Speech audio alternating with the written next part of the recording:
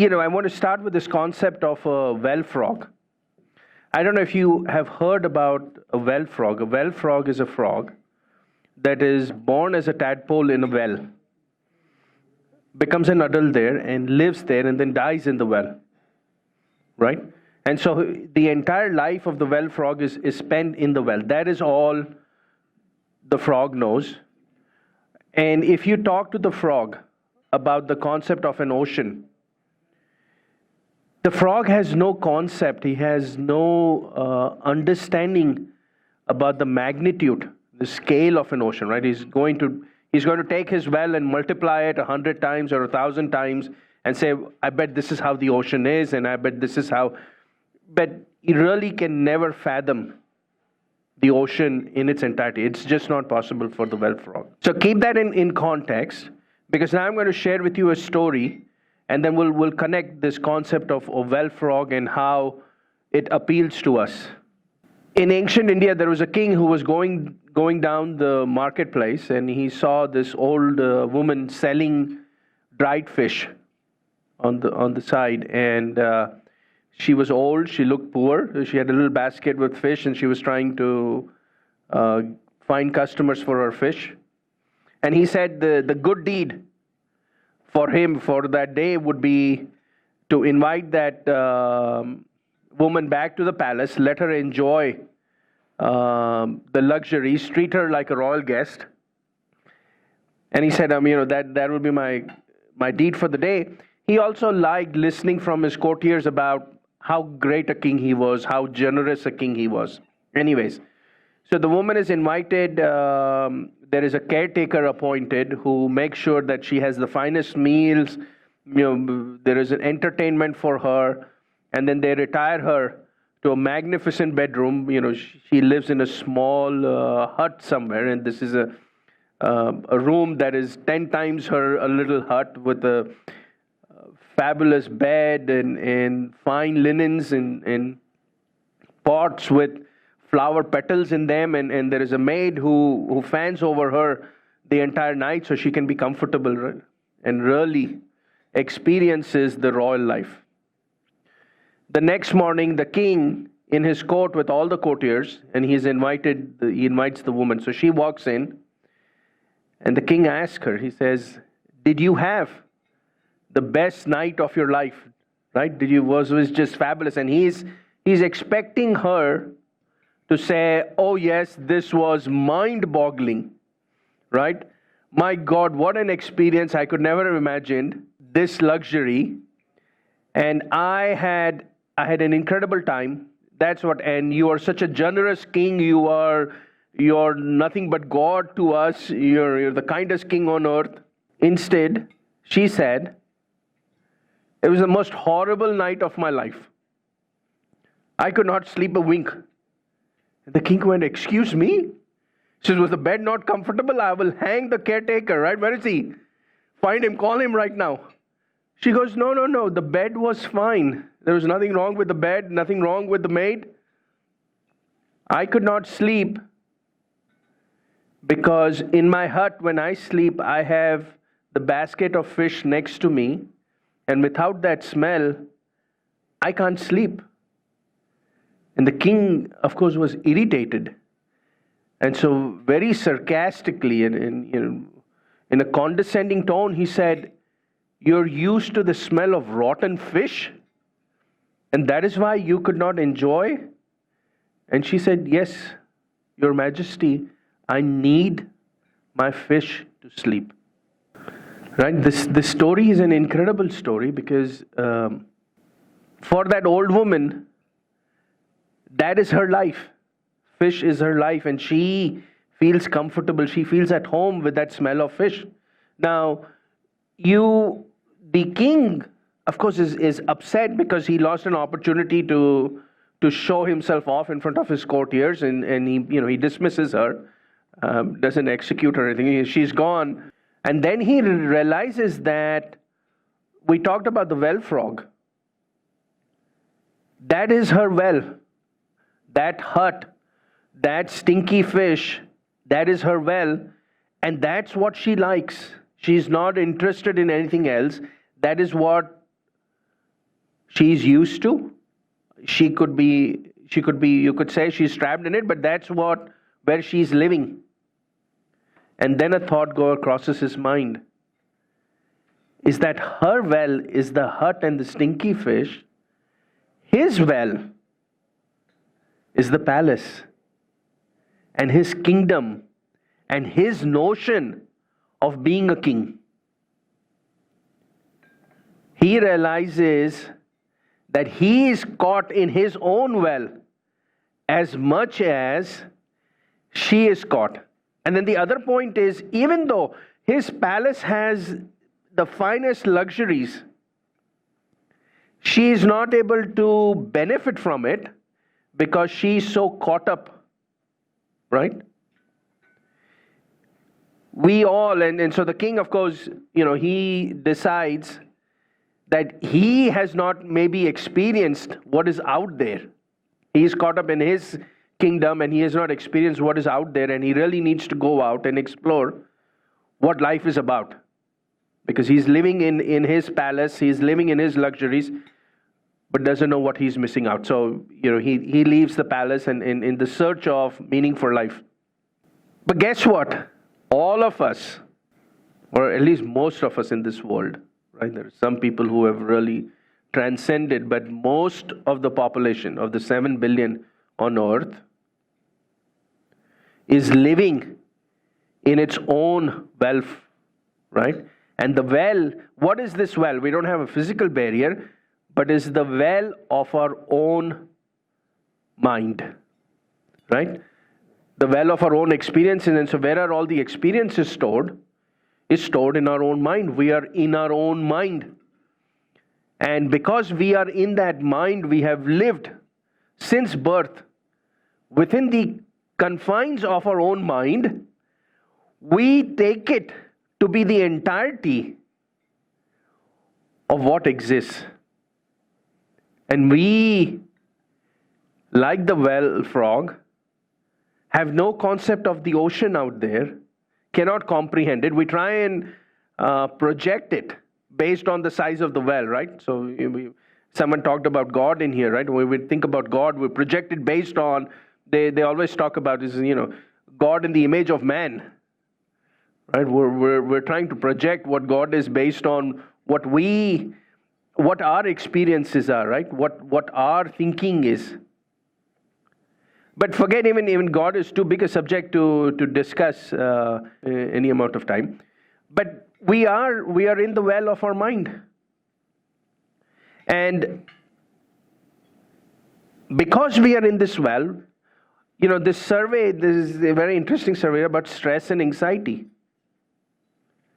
We're all facing stress and anxiety, and we all talk, we fill the survey about stress in work relationships, stress in family relationships, finances, whatever. It's all in the context of our mind. That stress and that anxiety that is coming is in the well of our mind. And the secret is to figure out how to go beyond the well of your own mind. Because I could sit here and give you, and we will talk about some solutions about dealing with stress and anxiety, but you have to understand that still is making you more comfortable in the well. I can rearrange the furniture in the well, and you say, okay, well, this rock was troubling me and it was really sharp, and I smoothed the rock down, but I'm really still arranging the furniture on the Titanic, right? It makes you feel comfortable, but sooner or later, you're going to go down with it. And the mind, no matter how much you try, and the survey, every aspect of life that you are so consumed with, that we are all consumed with, maybe just such a small part of what really you should be focused on. Right? We're all like this old woman, and we love the smell of our stinky fish. And even though we have an opportunity to be in the palace and we see it, we're not able to benefit I think that is just an incredible, powerful story as a reminder for us as to what we are doing, where we spend our time. Where we spend our time is maybe where we shouldn't spend our time, right? And so how do we? That is why the today's topic is to quiet your mind. I don't know if you'll like this, but I loved it. This is an incredible picture where we took it when we were in vacation in Banff. Oh my God, what a beautiful country in Canada, right? But to quiet your mind. And it says that it says nothing else will have a bigger impact on your life. I could give you $1 million. I could give you $1 billion. I could make you president of the country. I don't know, somebody talked about stress associated with health, right? I could give you a perfect body. I could give you immortality and say you can live for 1,000 years, 10,000 years. I could do all of that, but none of those things are going to have an impact on your life as quieting your mind. Because all of those things, again, it's like me coming in and plastering your well with gold. I say, oh my God, this is going to be gem studded, but it's still the well. I can make your life comfortable, but I'm still only working on your well. And we all need to look, we all need to reorient ourselves and say, what is that ocean out there? Is there an ocean out there? What is that ocean? And this ocean can be accessed. And every human being here and every human being on planet Earth, I don't know about other planets and other galaxies, how they have been designed there, but every human being on Earth, regardless of whether you are a Christian or a Muslim or a Hindu or a Buddhist, whether you believe in God, we all have access to this ocean. And if we do not access this ocean and do not benefit from that ocean, there is nothing wrong in that, but you have just missed out. You're going to go back to your hut and live with that stinky fish, and the palace is there. And then let's expand the story where the king goes, you have access to this palace anytime you want. And she goes, well, thank you. It was very nice of you, but can you buy a couple more fish from me? Right? Can I want to be able to sell twice the amount of fish to you. So, and he says, oh, I can buy as much fish. She says, no, just an additional basket because I cannot catch that much fish. He says, he's offering her, he says, you come live in the palace for the rest of your life. She goes, no, all I want is to be able to sell you 10 fish. That is what we are doing with our lives. We're missing the point, right? We're missing the point. And I cannot emphasize, and everyone that I talk to, and me included, it's not as if I am actually, right?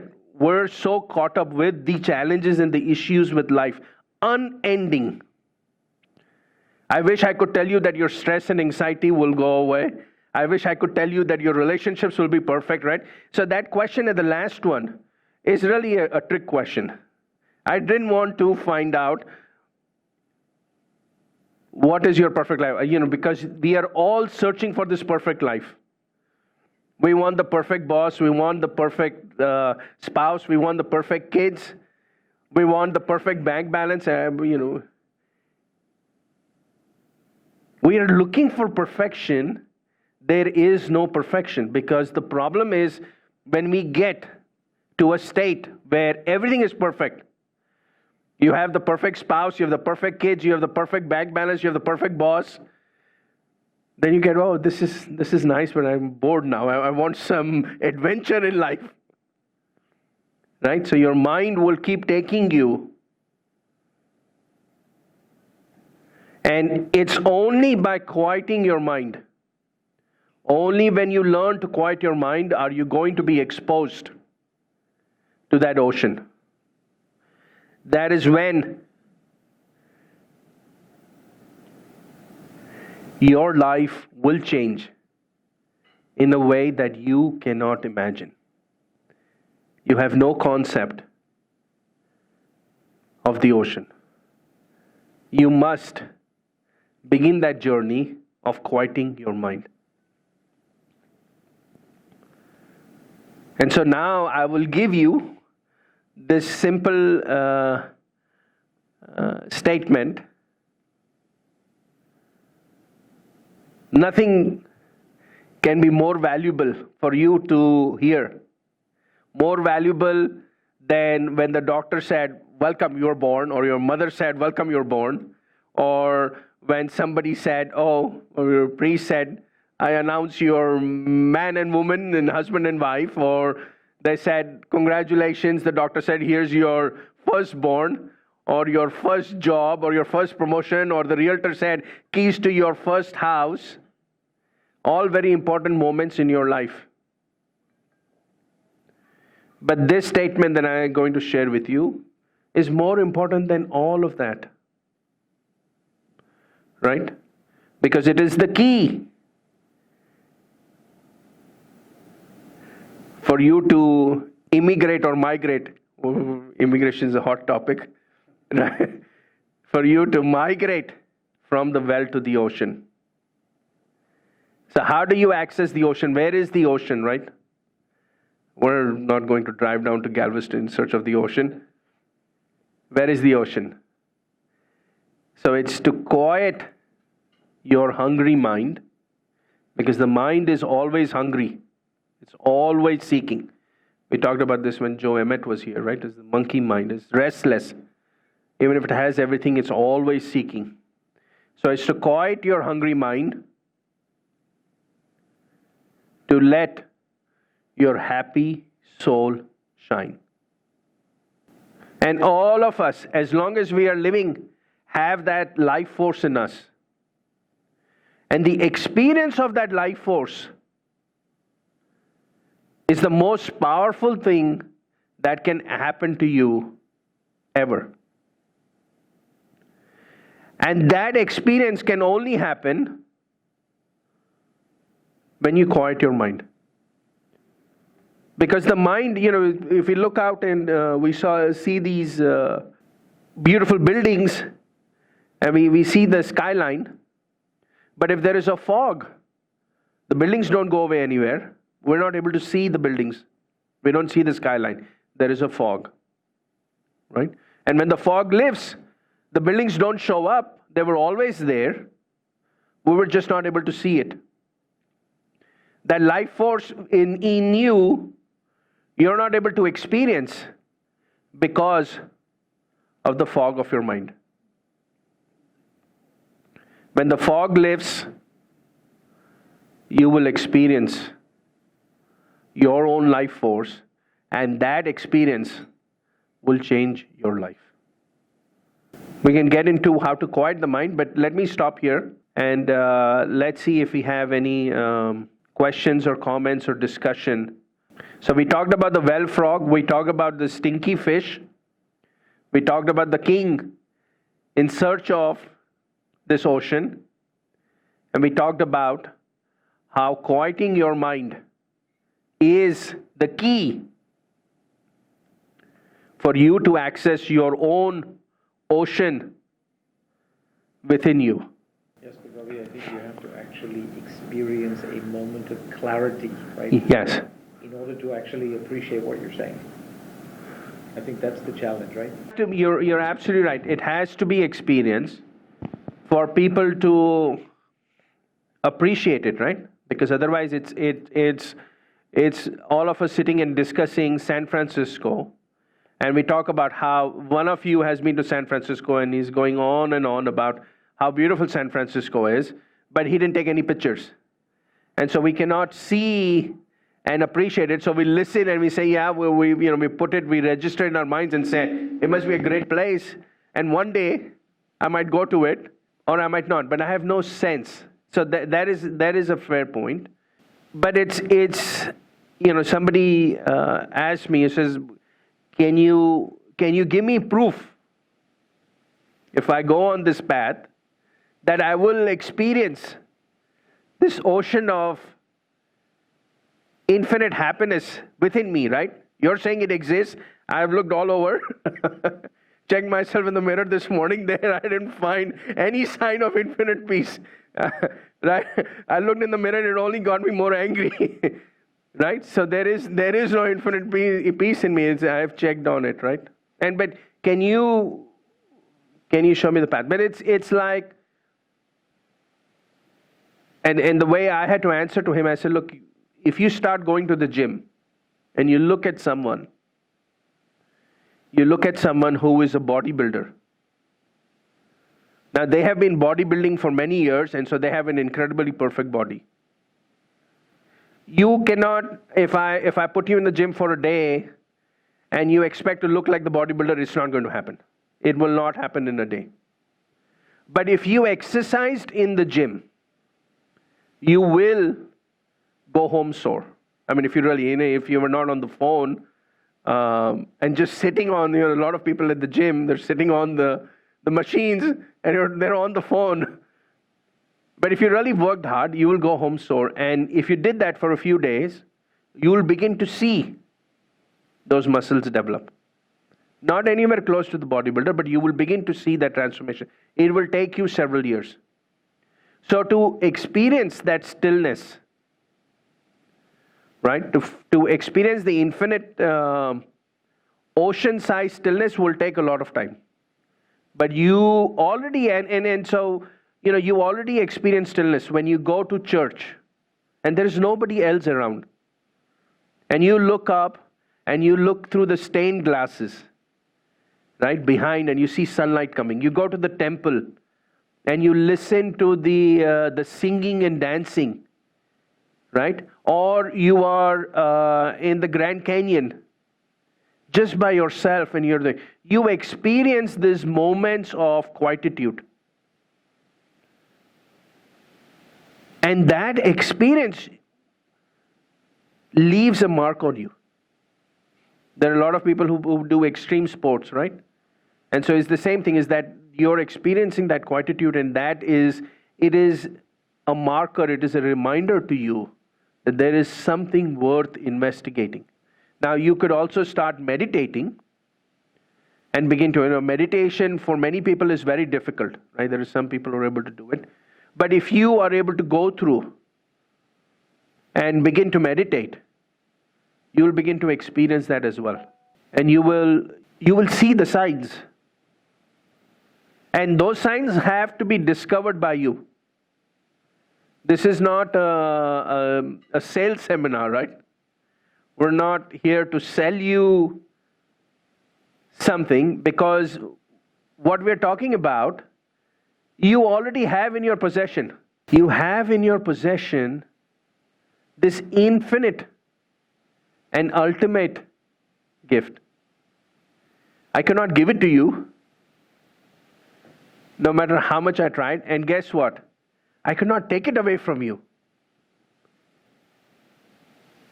Every human being on earth has this beautiful and incredible capability in them.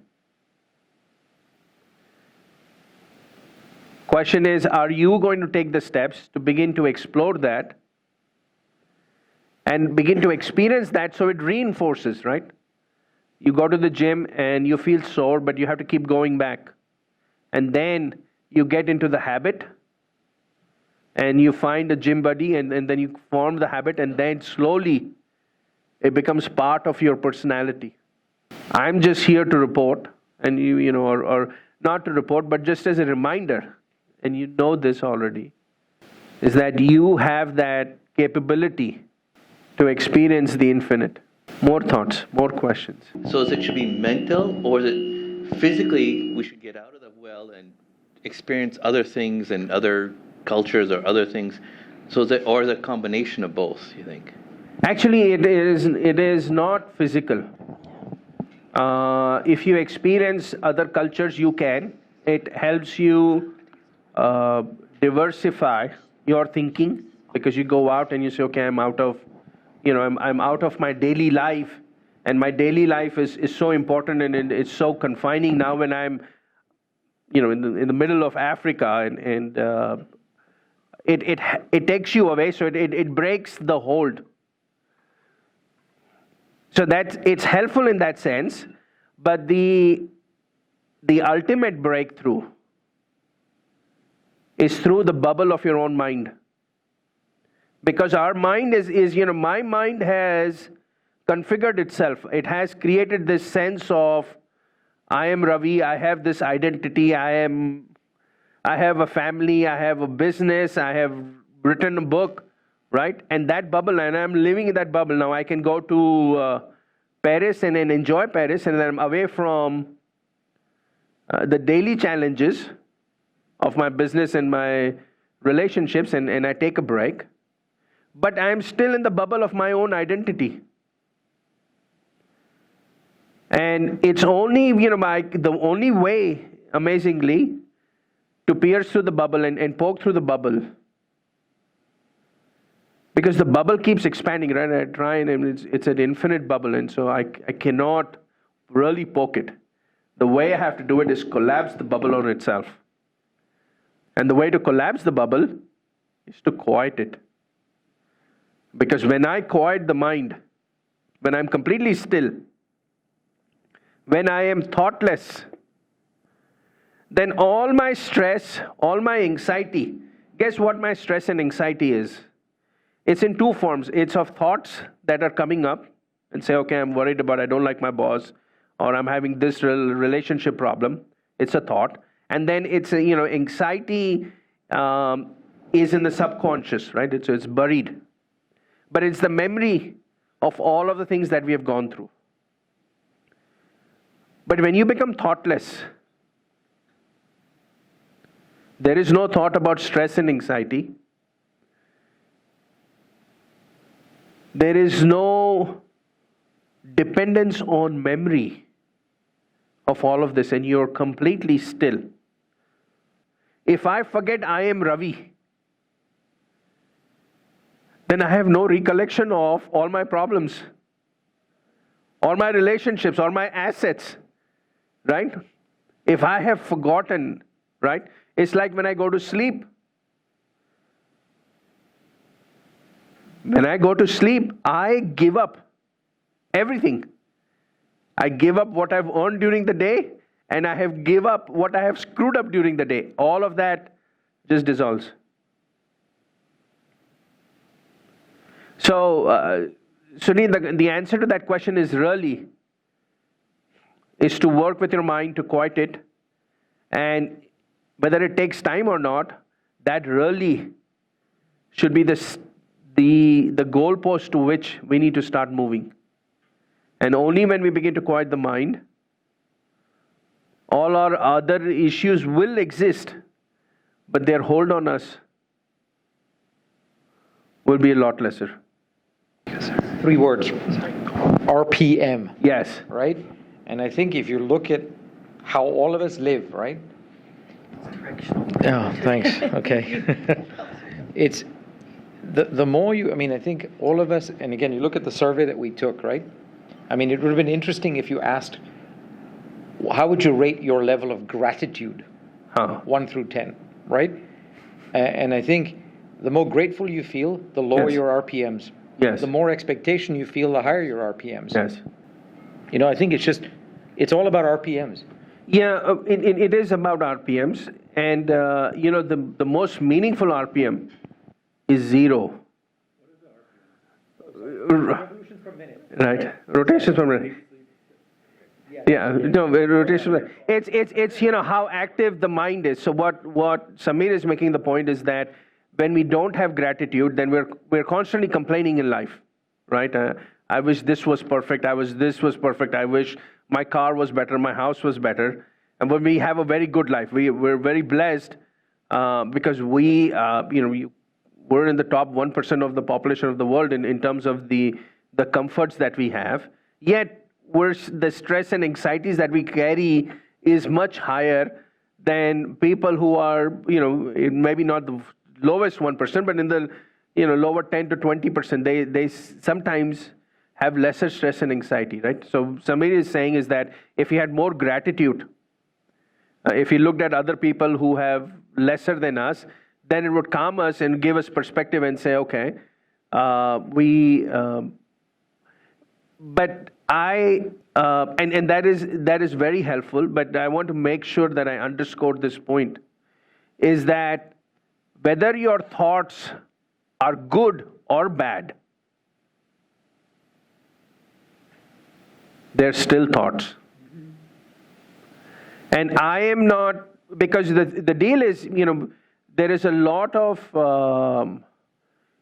there are a lot of spiritual leaders and a lot of religious leaders who correctly tell you to move from bad thoughts to good thoughts.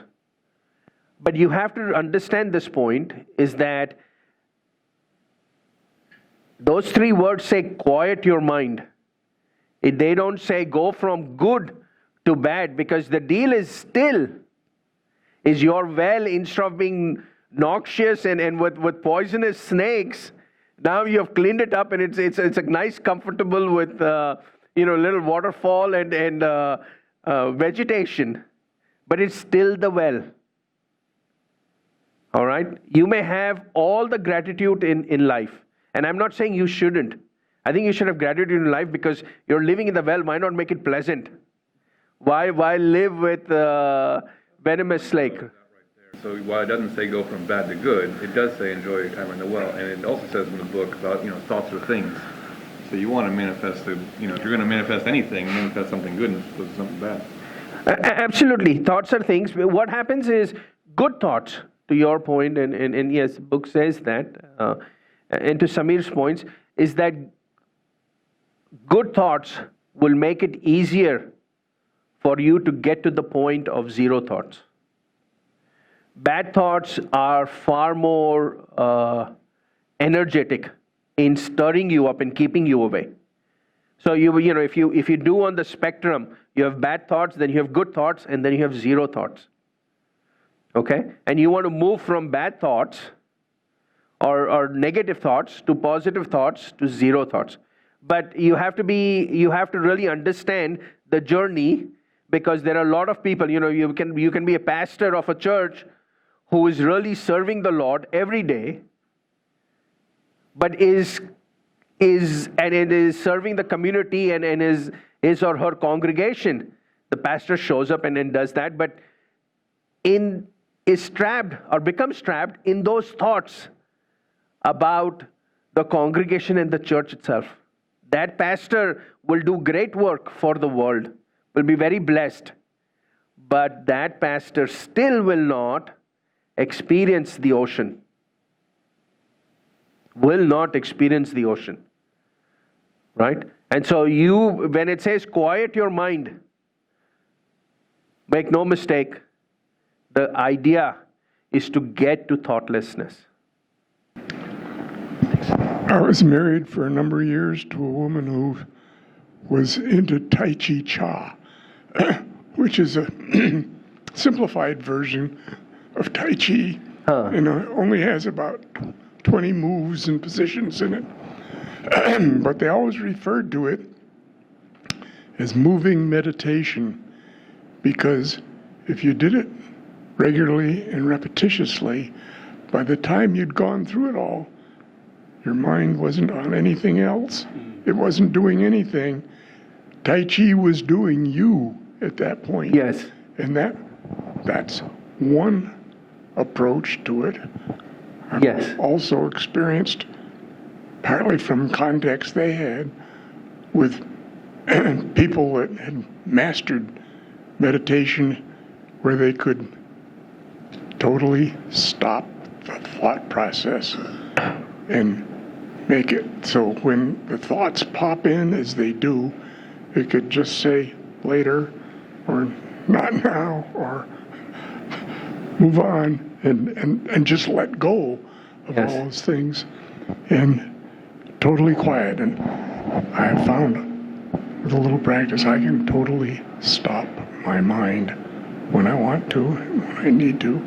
And I've known people who did that regularly for 20 minutes, first thing every morning, and their days went well. if they skipped it, the day didn't go as well. That's quoting. Didn't live their lives. But anyway, it's all, to me, it's the next step beyond recognizing good thoughts. It's really quieting the mind, Yes. which is your point, I think. Yes, it is quieting the mind. And thank you, you're absolutely right, sir. Is that there are a lot of techniques out there. Meditation techniques, Tai Chi, I mean, you have religious ceremonies, you can go through it. And you can use music. I mean, there are apps on your cell phone now to help you with meditation. They'll put you in. So you can use any of those techniques. It doesn't matter which technique. In the book, I talk about a very, the technique or that I use is a very simple technique. I don't use any aids. I just like the mind to settle down and calm down of its own volition, and it does so. And I'm not dependent on any aids, right? But that is not a statement. You could use an aid and you can absolutely get to the state where you're thoughtless and experience that. But as Eric said, you want to get to the state, and whether it takes time or not to get there, you want to get to the state where you begin to experience thoughtlessness, where you have zero thoughts. And then the longer you're able to sustain, because what will happen is sooner or later, a thought will come and will bring you out of that trance. And so, Eric also talked about how you don't do Tai Chi. Tai Chi happens to you. It's the same thing with meditation. Meditation is something that, it's not something you do. It's like, you say, well, I am floating. That is not an accurate way of describing it. You cannot float. You can lie still on water, and then the water floats you. For you to say, I am floating, is taking too much credit. All you can say is, I am lying still, not panicking, and then water, because of its buoyancy, will float you.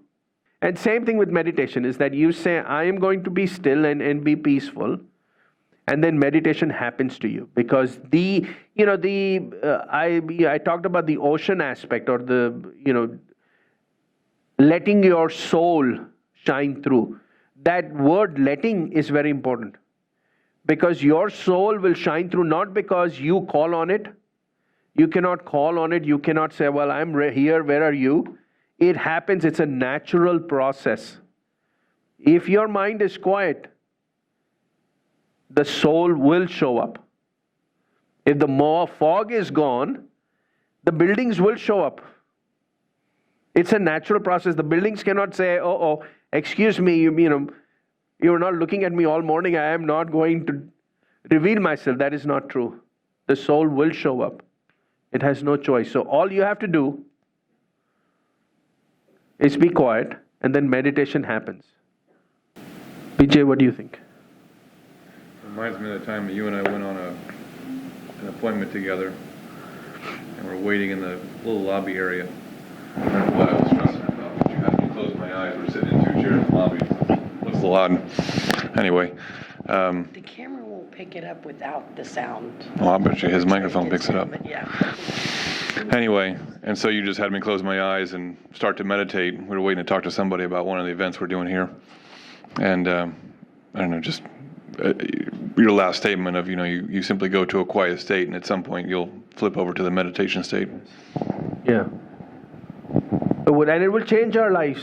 It will change our lives, because the impact of stress and anxiety, we all want, it's not as if we can tomorrow walk out of our wells. We cannot do that, right? We still have to live. We can't leave and go retire and live in the Himalayas. And that's not necessarily needed. We don't need to do that. What we do need to be able to do is be able to calm ourselves. And when we begin to do that, the stress and anxiety, the challenges outside will still be there. The world is still going. I cannot change the world, right? Your boss will still be difficult. Right? That's not going to change. Your boss will still be difficult. Your customers are still going to be difficult. They're not going to start behaving better. But what is going to happen is their impact on you will become lesser. And it may take time, it may be less obvious at the beginning, but over time, and what will happen is you will begin to observe yourself and you'll say, I get agitated at this level of frequency, right? That frequency will become lesser and lesser. And then what will happen is, you look at challenges that we have. Take the stock market, which has been going up and down like crazy, right? And you will find that you're able to handle those ups and downs just a tad bit better. It's not like you will become the great investor Peter Lynch tomorrow, but what will happen is just slowly and surely. It's like when you go to the gym and you exercise, you'll find you're able to bend a little better, that you become a little more flexible, you become a little stronger. It's not as if you can go lift 300 pounds tomorrow. Don't do that, it will break your back. But you'll be able to lift that can of milk or a couple of them without throwing your back, right? So it will begin to change your life slowly but surely. It's a process. It's a process that you have to go through. But it's very important to remind yourself that your job is to quiet your mind.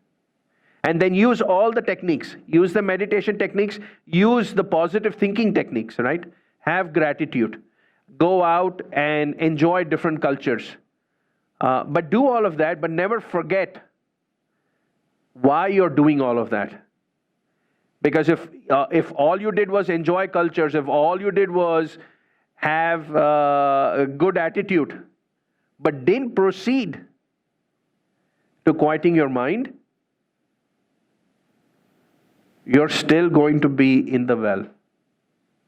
So I'll end with this story about there was an ancient city, and this was a very democratic city. And what they would do is they would elect a king every 5 years.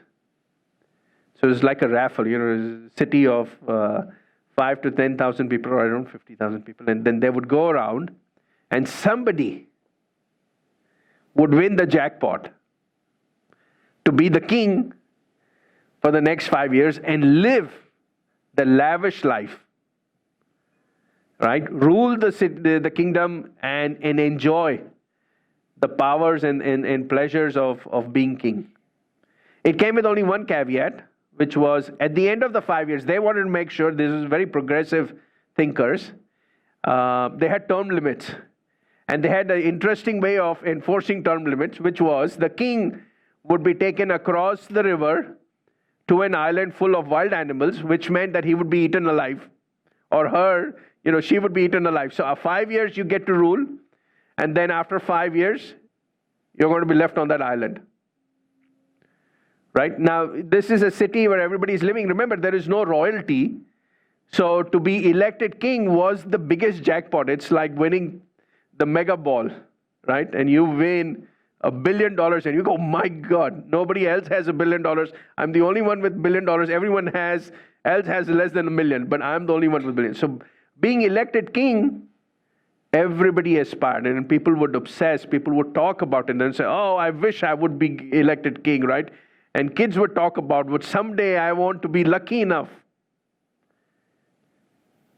to be king.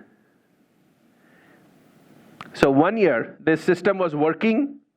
Everything was hunky-dory, and everybody, there was no challenges to this institution, so everything was working. In 1 year, they happened to select. I did say elect, right? Not elect. They happened to raffle. Very wise man happened to win the lottery. And he became king.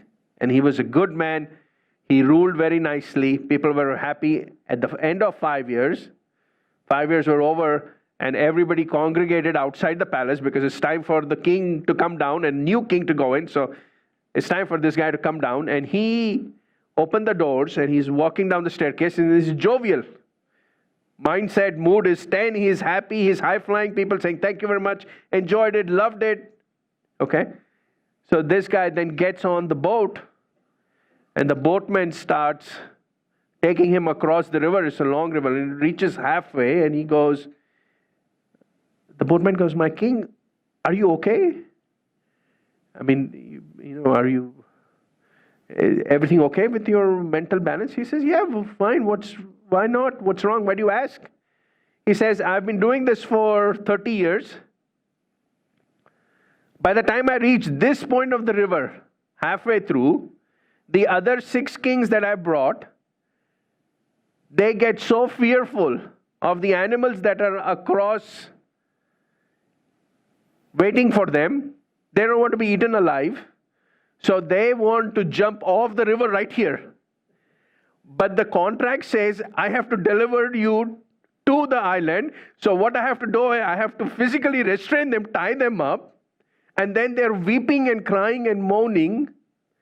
But you must have lost it, right? That's why I asked the question here. Have you forgotten? Did you read the contract? The fine print? Did you read it or not? Or you're not smart enough? Everybody said you're a wise man, but I hate to break it to you. We're going to be there in an hour. We'll be across the river. If you want me to tie you up, tell me. So the king went, no, I'm fine. I'm perfectly fine. You don't have to tie me up. He says, our citizens are so obsessed with becoming king.